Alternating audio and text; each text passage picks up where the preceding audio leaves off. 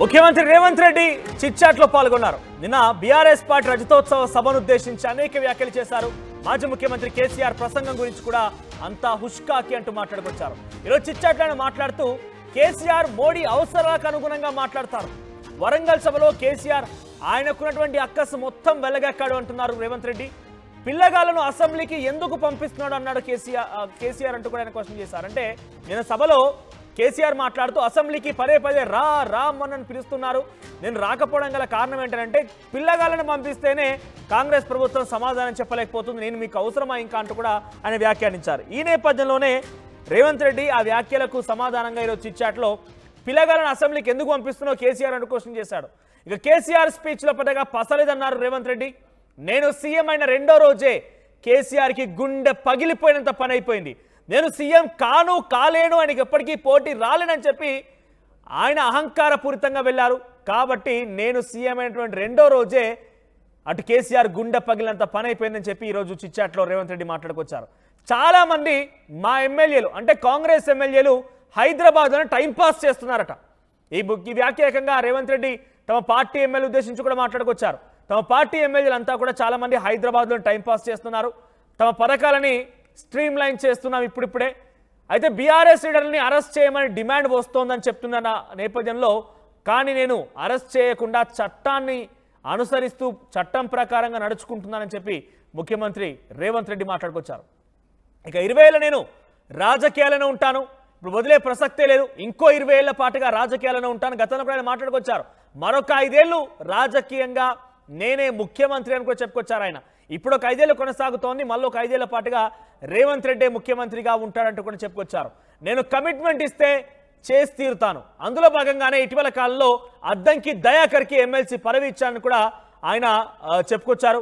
మరోవైపుగా option లేక కొంతమంది అధికారులను కొనసాగిస్తున్నామని చెప్తున్నారు. ఆప్షన్ లేక అంటే బహుశా ఇక్కడ అర్థం చేసుకోండి, ఇంతకీ ఆ అధికారి ఎవరై ఉంటారని మీకు అర్థం కావాలి. ఇప్పటికే తనకు వ్యతిరేకంగా హెచ్సియు భూముల వ్యవహారంలో ట్వీట్ల ద్వారా తమ యొక్క మాటల ద్వారా వ్యతిరేకత కనబరిచినటువంటి స్మితా సబర్వాల్ని ఉద్దేశించే బహుశా మాట్లాడాల్సి ఉంటుందేమో అనేది కూడా కొంత ఆలోచించాల్సిన అంశమే. ఎందుకంటే ఇక్కడ ఆప్షన్ లేకనే కొంతమంది అధికారాన్ని కొనసాగిస్తున్నారని ముఖ్యమంత్రి రేవంత్ రెడ్డి చెప్పడం కొంత ఆసక్తి రేపుతోంది. ఇక రాహుల్ గాంధీకి తనకి మధ్య ఎటువంటి గ్యాప్ లేదు, మంచి రిలేషన్ ఉందని చెప్పి ముఖ్యమంత్రి రేవంత్ మాట్లాడుకొచ్చారు. ఎన్నికలకి చివరి 6 నెలల్లోనే తన పాలన పైన చర్చ జరుగుతుందని ముఖ్యమంత్రి అన్నారు. సో నిన్న కేసీఆర్ కూడా రజతోత్సవ సభలో ఇప్పటికే ఏడాది కాలం పూర్తయింది, మహా అయితే ఇంకో 2.5 ఏళ్ల కాలం ఉన్నది, చివరి 6 నెలల మొత్తం కూడా పూర్తిగా ఎన్నికలకు వెచ్చిస్తారు. కాబట్టి ఇంకా మిగిలిన మహా అయితే 2.5 ఏళ్ల కాలం. ఈ 2.5 ఏళ్ల కాలంలో కూడా ఒరిగేది లేదు, పోయేది లేదు, ఈ ప్రభుత్వం ఏమీ చేయరు, మళ్ళీ వచ్చేది మన ప్రభుత్వమే అని చెప్పి కేసీఆర్ చెప్పుకొచ్చారు. ఈ నేపథ్యంలోనే ఇక్కడ ఆయన మాట్లాడిన మాటలు సీఎం రేవంత్ రెడ్డి చిట్చాట్లో ఏం చెప్పారంటే చివరి 6 నెలల్లోనే తన పాలన ఎలా ఉంటుందనే దానిపైన చర్చ జరుగుతుంది, అటువంటి పాలన నేను చూపించబోతున్నట్టుగా ఆయన చాలా కాన్ఫిడెంట్గా చెప్పుకొచ్చారు. ఇక కగార్ విషయంలో ఆపరేషన్ కగార్ విషయంలో కర్రగుట్టలో జరుగుతున్న మావోయిస్టుల పైన ఈ కుమ్మింగ్ ఆపరేషన్లో జాతీయ స్థాయిలో చర్చ జరగాలని చెప్పి ఆయన అన్నారు. ఇక కగార్ పైన మా పార్టీ నిర్ణయం తీసుకున్న తర్వాత ప్రభుత్వం విధానం ఏంటి అనేది ప్రకటిస్తామని చెప్పుకొచ్చారు. ఆయన జానారెడ్డితో ఈరోజు భేటీ అయ్యారు. అటు ఆయనతో పాటుగా కేకే కూడా ఉన్నారు. కేకేశ్వరరావు, జానారెడ్డి, రేవంత్ రెడ్డి ముగ్గురు కూడా భేటీ అయ్యారు. వారి ముగ్గురు మధ్య చాలా సుదీర్ఘమైన చర్చ అని తెలుస్తోంది. ఒకటి బీఆర్ఎస్ పార్టీ సభ గురించి అయితే మరొకటి కగార్ అనే అంశం గురించి. ఎందుకంటే మావోయిస్టుల పైన కాల్పుల విషయంలో కొంత అటు బీఆర్ఎస్ పార్టీ వ్యతిరేకించింది. పెద్ద ఎత్తున బీఆర్ఎస్ పార్టీ ఈ రజతోత్సవ సభలో ఎంత అటెన్షన్ అయితే డ్రాగ్ చేసిందో తెలియదు, కానీ కగార్ విషయంలో మాట్లాడిన కేసీఆర్ వ్యాఖ్యలు అయితే పెద్ద ఎత్తున అటు దేశవ్యాప్తంగా అటెన్షన్ డ్రాగ్ చేశాయి.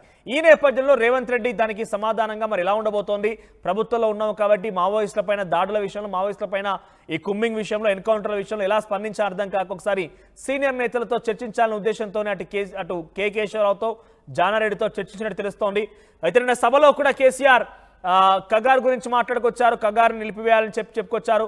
అందరూ కలిసి చప్పట్లు కొట్టండి, మీ యొక్క తీర్మానాన్ని అంటే మీరు అంగీకారం తెలిపినటువంటి ఆ విషయాన్ని తీర్మానం రూపంలోనే కేంద్రానికి పంపిస్తారని కూడా అటు కేసీఆర్ చెప్పుకొచ్చారు. ఒకసారి దీనికి సంబంధించి మరిన్ని అప్డేట్స్, అసలు రేవంత్ రెడ్డి వ్యాఖ్య ఎలా చూడాలి, అరెస్టుల గురించి మాట్లాడారు ఆయన, అధికారుల గురించి మాట్లాడారు, కేసీఆర్ ప్రసంగం గురించి మాట్లాడుకొచ్చారు, పార్టీ ఎమ్మెల్యేల గురించి మాట్లాడుకొచ్చారు. వీటి గురించి అప్డేట్స్ తీసుకుందాం. ప్రతినిధి మధు సిద్ధంగా ఉన్నారు. ఎస్ మధు, సో ఫస్ట్లీ మనం కాంగ్రెస్ పార్టీ ఎమ్మెల్యేల గురించి మాట్లాడుకుందాం. సొంత పార్టీ ఎమ్మెల్యేలే టైం పాస్ చేస్తున్నారని చెప్పి సీఎం రేవంత్ రెడ్డి చాలా ఆగ్రహంతో మాట్లాడినట్టుగా అర్థమవుతోంది ఇక్కడ ఆయన మాటల్లో. ఏంటి, ఎవరి గురించి ఉద్దేశించి మాట్లాడారైనా వారిపై ఎటువంటి యాక్షన్ తీసుకునే అవకాశం ఉంది?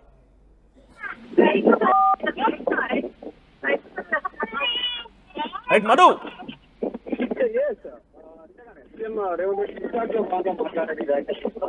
ఏదైనా చట్ట ప్రకారమే నడుచుకుంటారనేటువంటి స్టేట్మెంట్ చేశారు. వరుసగా ఎమ్మెల్యేల అరెస్టులకు సంబంధించి మాట్లాడారు. కేటీఆర్ కి సంబంధించిన అరెస్ట్ కానీ కొంతమంది ఎమ్మెల్యేల అరెస్ట్ విషయంలో ఆయన ఈ వ్యాఖ్యలు చేశారు. ఎందుకంటే ఎమ్మెల్యేల పైన గత ప్రభుత్వంలో ఉన్నటువంటి వారి పైన ఆరోపణలు వచ్చాయి. వారికి సంబంధించి స్టేట్మెంట్ చేసినట్టుగా కనిపిస్తా ఉంది. అరెస్ట్ చేయమని డిమాండ్ చేస్తే నేను అరెస్ట్ చేయడానికి సిద్ధంగా లేదు, చట్ట ప్రకారం పోతానన్నారు. అది కేటీఆర్ ఉద్దేశించి కూడా అనొచ్చు ఒక పక్కగా చెప్పాలంటే. ఎందుకంటే కేటీఆర్ అరెస్ట్ చేస్తే చేసుకోండి, ఇది లొట్టబీస్ కేసు అంటూ గతంలో మాట్లాడారు. వాళ్ళ ఈ రేసు మంచి మేబీ దాని గురించి మాట్లాడే అవకాశం ఉంది. చాలా స్పష్టంగా ఒక క్లారిటీతో ఉన్నానని చెప్పారు. రాజకీయ పరంగా 20 ఏళ్ళు రాజకీయాల్లో ఉంటానని చెప్పారు. ఒక గతంలో చెప్పాను నేను సీఎం అవుతానని, అదేవిధంగా సీఎం అయ్యాను, నాకు తెలుసు రాజకీయాల ఎలా అవగాహన చేసుకోవాలో, ఎలా ప్లాన్ చేసుకోవాలో నాకు తెలుసు అంటూ మాట్లాడారు. ఇంకొకటి పొలిటికల్ కమిట్మెంట్ కి సంబంధించినటువంటి నేను ఇచ్చేటువంటి కమిట్మెంట్ సాదా సీదాగా ఇవ్వను అంటూ 2 అంశాలు చెప్పే ప్రయత్నం చేశారు. ప్రభుత్వం ఇచ్చిన హామీలు, పథకాల విషయాన్ని, తర్వాత అద్దంకి దయాకర్ కి ఎమ్మెల్సీ ఇస్తానన్నాను, ఎమ్మెల్సీ ఇచ్చాను, ఎలాంటి వివాదం లేకుండా చూశారు అంటూ స్టేట్మెంట్ చేశారు. ప్రభుత్వ పథకాల విషయంలో కూడా కమిట్మెంట్ ఉన్నాను, మా ఇప్పుడు సంవత్సర కాలంలోనే ఇవన్నీ కొన్ని పూర్తి చేశాము, మిగతా మా టర్మ్ కంప్లీట్ అయ్యే లోపల మిగతా అన్ని పథకాలు కూడా ఇంప్లిమెంట్ చేసేటువంటి దిశగానే ఆలోచన చేస్తాము, ఇచ్చిన తర్వాతనే ఎలక్షన్స్ చేస్తాము. అయినా నా పనితీరు కీటురాయి సంవత్సరంన్నర కాలం ఇప్పుడు కాదు, ఒక ఎన్నికలకు 6.5 సంవత్సరాల టైంలో మాత్రమే నా పనిరాయి, నా పనితనం ఏంటి అనేటువంటి అప్పుడు చర్చ జరుగుతుంది అంటూ స్టేట్మెంట్ కూడా చేశారు. ఆయన చేస్తున్న సందర్భంలోనే ఇదంతా మాట్లాడారు. తర్వాత ఇందిరాగాంధీ గురించి కూడా మాట్లాడారు రీసెంట్ గా. ఎందుకంటే ఇందిరాగాంధీకి ఇచ్చినటువంటి నాయకురాలు లేరు అంటూ మాట్లాడారు.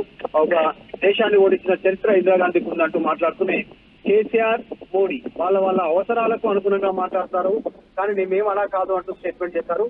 నేను రాహుల్ గాంధీ మధ్య ఏదో గ్యాప్ ఉంది, రాహుల్ గాంధీ నాకు అపాయింట్మెంట్ ఇవ్వట్లేదు, నన్ను పట్టించుకోవట్లేదు అనేటువంటి చర్చ జరుగుతుందో దానిపైన స్పందించారు. నాకు ఆయనకు చాలా మంచి రిలేషన్ ఉంది, ఏం బాధపడాల్సిన అవసరం లేదు, ఎవరు మేము చాలా చక్కని అవగాహన ఉంది, మా ఇద్దరికి మంచి ఫ్రెండ్షిప్ ఉంది అనేటువంటి స్టేట్మెంట్ చేస్తూనే కగార్ అంశాన్ని పైన, ఎందుకంటే ఈ నక్సల్స్ ఏరివేతకి సంబంధించినటువంటి కగార్ ఆపరేషన్ ద్వారా కేంద్రం 2026 టార్గెట్ పెట్టుకున్నప్పటి వరకు నక్సల్స్ లేకుండా దేశంలో చూడాలనేటువంటి, అంటే లొంగుబాటు ప్రభుత్వం ముందు లొంగిపోయేలా లేదు, లొంగిన వారిని అంతమొందించేలా కేంద్రం దృష్టి పెట్టుకుని ముందుకు పోతా ఉంది. కానీ దానిపైన మాట్లాడాలి, ఇంకా నిర్ణయం తీసుకోలేదు, వినతులు మాత్రమే తీసుకుంటాము.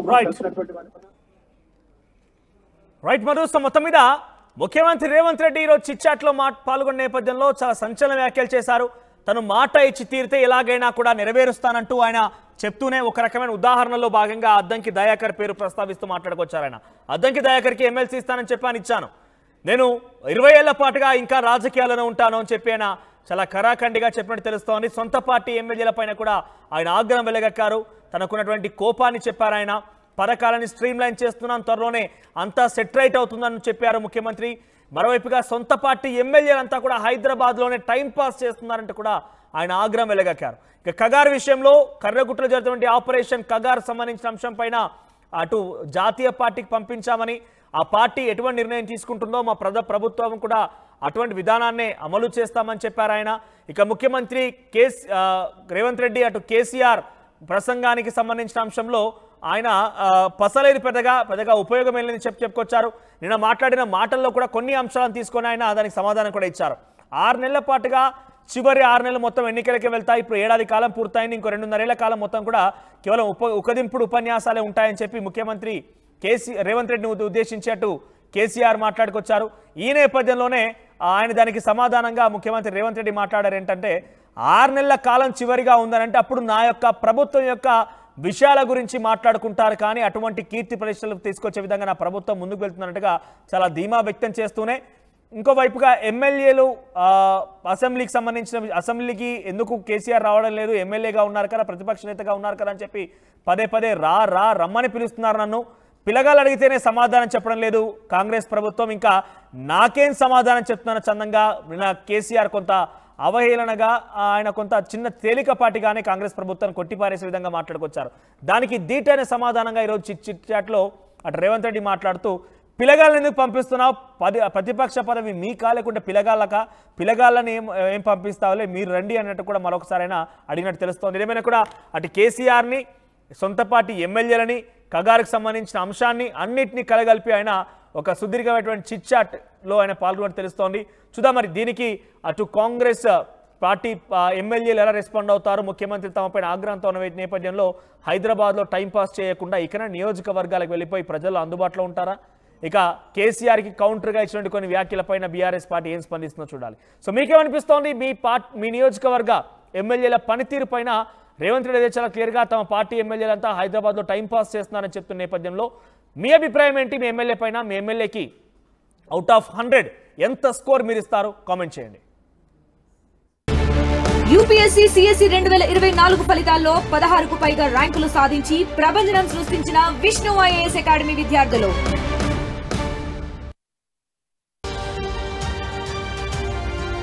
Fast track your career with programs tailor-made for the industry. KLH Global Business School. RTV app వార్తల్ని క్షణాల్లో చదివే అవకాశం ఉంటుంది. ఒక న్యూస్ పేపర్, ఒక టెలివిజన్ ఛానల్ మీ చేతుల్లో ఎప్పుడూ ఉంటాయి.